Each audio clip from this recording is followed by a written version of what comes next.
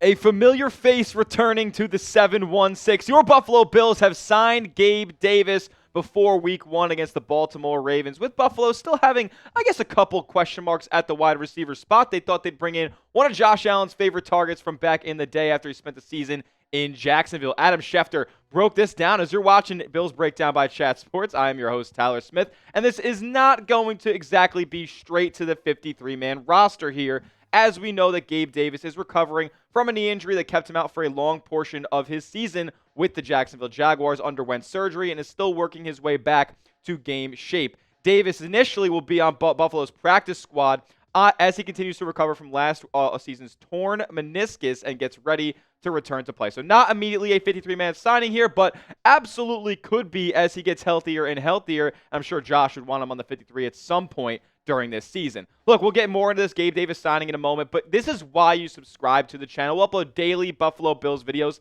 here on the Bills Breakdown, but also it's breaking news coverage. When the Bills get news, you know we're making you a video. We got this out as soon as possible. Had a big company meeting today, but we wanted to bring you guys the news when we could. We'll also be live for every single Buffalo Bills game this season. Coming up on Sunday, we'll be live for the Ravens game on Sunday Night Football. Pre-game show, live play-by-play, tons more coming up for you guys. It's all 100% free Bills coverage. And join the 5,000 subscribed Bills fans that are already tuned in to the Bills Breakdown. My goal is to get to 6,000 subs by week 1. Can we do it? Can we get to 6,000 subs by the time we kick off in week 1? We need 329 left to do it. If you're a diehard member of the Mafia, you want free informative content every day, subscribe to the Bills Breakdown.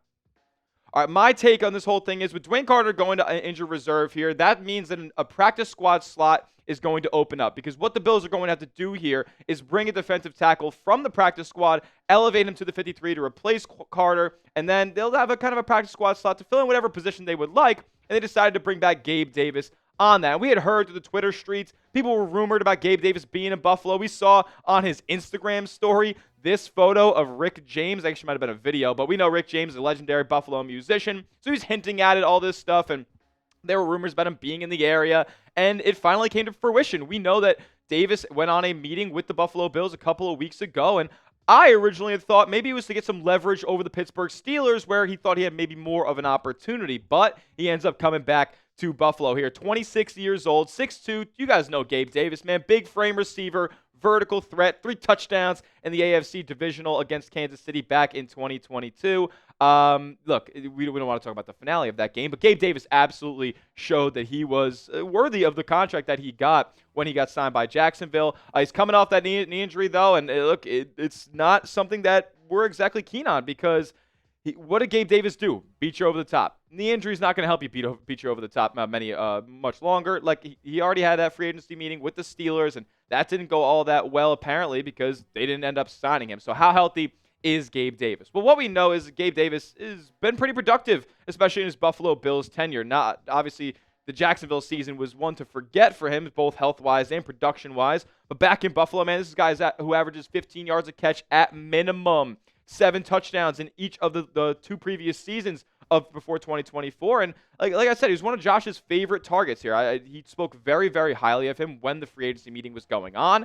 And now he's back in Buffalo. I'm sure Josh is very happy about that. As a player in the scouting report department, if you're not that familiar with Gabe Davis's game, he's got elite size. He's a really, really good run blocker, so that could help a lot. And maybe a hole in the Bills receiver room that they're kind of focusing on here with Gabe Davis. He's got good long speed, but you know that get out of his break isn't all that great. The quickness, the cuts in the middle of the field aren't really that great. He's a true sideline receiver. He's got a limited route tree. That's kind of the con on his game. Short and intermediate route running skills aren't all that great, and that's why he doesn't really run those types of routes. And he's got the injury concerns, right? He had a couple injuries in Buffalo, but that big-time one last year in Jacksonville is not going to be one that helps his career progress a little bit forward. Look, he's a replacement level receiver, and that's what the Bills got him here for. On the practice squad, maybe if Tyrell Shavers isn't producing or isn't showing that he deserved that 53-man roster spot as the season progresses, maybe Gabe Davis ends up taking a spot like that. But for right now, he's still recovering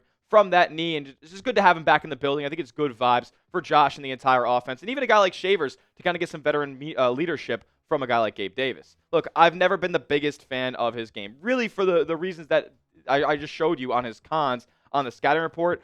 he just is a one-dimensional receiver. And if he isn't going to beat you down the sideline, then he's really not providing much for you out there. Yeah, he can clear out defenders and kind of help open some spots underneath the field. But, man, I'm just not the biggest fan of Gabe Davis. And this is just another retread for Brandon Beane here, bringing back old Buffalo Bills that, maybe are a little bit past their prime here, especially considering Gabe Davis is coming off major knee surgery. Look, he's not going to slot in here immediately to the starting lineup or anything like that. He's not even on the 53-man roster, but look, there are concerns. Like, we don't know exactly what Keon Coleman is going to be this upcoming year. We know what Khalil Shakir is going to be, although he does have some injury, stuff in his back pocket right now. Joshua Palmer is a free agent signing, not familiar with the roster and the system really at all. So how productive is he going to be? I do have high hopes for him. But then you got Elijah Moore, Curtis Samuel, who really don't provide the skill sets that Gabe Davis does. And Shavers, I would say, does. And we'll see if he ends up keeping that spot above him on the depth chart. But for right now, the Gabe Davis signing is not going to affect anything that you see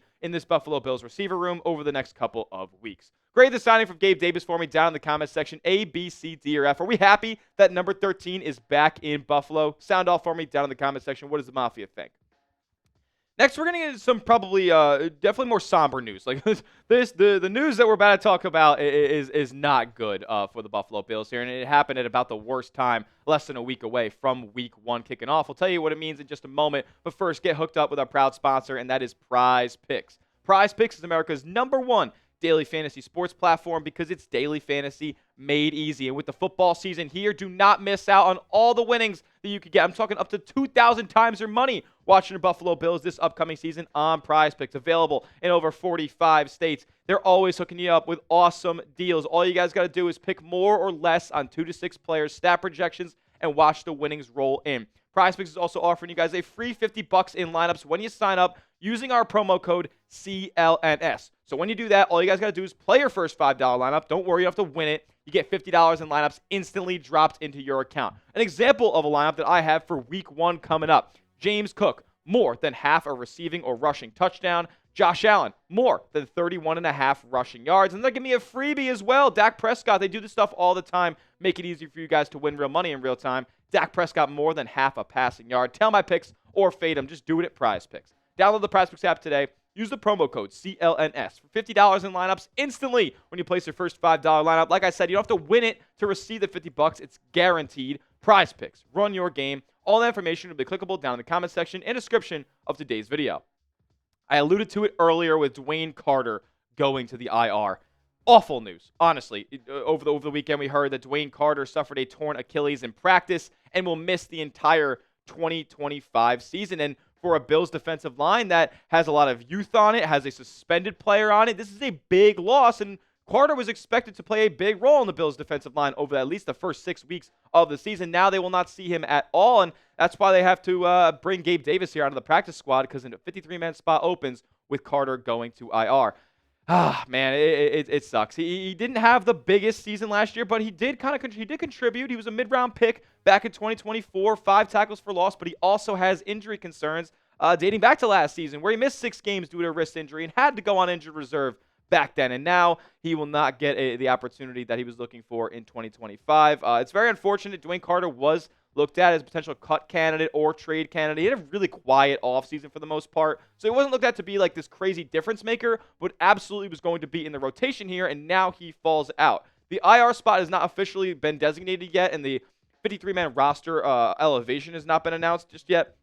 So I just have a star next to his name here on the depth chart. We have a couple names we could talk about in a second who could end up replacing him for the first couple of weeks of the season. Obviously, Greg Rousseau and Joey Bosa are going to be on your edges there. But in the interior of the defensive line, Daquan Jones and backing him up is Deion Walker. Ed Oliver backing him up is TJ Sanders. And we're going to have to wait on Larry Ogunjobi to enter into this Bills fold here for the first 6 weeks of the season. So a big hit here to the Bills' depth on the defensive line. Now they have to look to the practice squad potentially to make a move and elevate one of these two guys to fill Carter's spot. Zion Logue, who's been a little bit in and around the Bills. He was, I think, with the Falcons and the 49ers practice squad last year, and then they brought him back.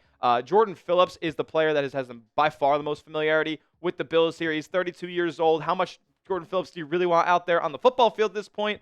I don't know, but he believes in himself. He did say, I've got a lot left to give. I feel like I can still help this team win. Well, it has been a long while since Jordan Phillips has been a 9-sack player with the Buffalo Bills, 4 seasons ago. So I'm tempering my expectations a little bit there. I'm going to be looking more towards the youth of this Bills roster to fill the void left by Dwayne Carter and the torn Achilles here. And Deion Walker is going to be right front and center with that bigger opportunity. Was he necessarily going to be backing up at Oliver this season? Probably not, because they play 2 different spots, right? Deion Walker, 6'7", 330 pounds. That's your one tech. That is your absolute middleman, nose tackle, run stopper that is going to be backing up Taquan Jones, who I actually think could elevate above Jones in the depth chart as the season goes along. But he's obviously going to have to help in the depth loss of Dwayne Carter here. And I also think that TJ Sanders is going to have a pretty big role now. I didn't see a ton from him in the preseason, as much so as I saw from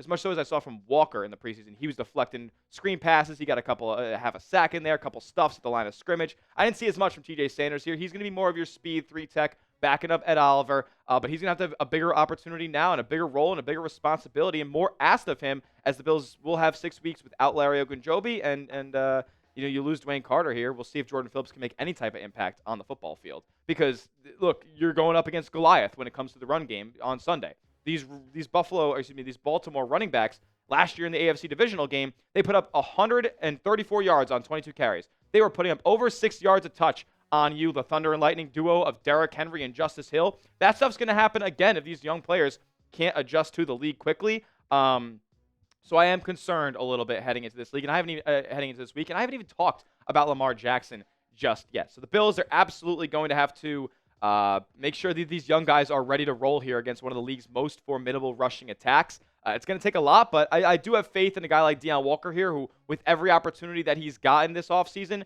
he has made the most of it and really excelled and showed Buffalo fans that they might have their one tech of the future. What is your confidence level in the Bills' defensive line this upcoming season? Scale it for me down in the comment section. Be honest. Are we worried? Are we not? Or how hyped are we for Deion Walker? 1, meaning we're not confident at all. 100, meaning you get the most confidence in the world. Let me know what you think down in the comment section. And hit me up over on Twitter if you want to talk about it some more, at Tyler J. Smith. I'll be posting a whole heck of a lot more Bills content over there all season long. And make sure you are subscribed to the channel. That will do it for today's edition of the Bills Breakdown by Chat Sports. YouTube.com/Bills News for the best Bills coverage on YouTube all season long. We'll see you guys in the next one. And as always, let's go Buffalo.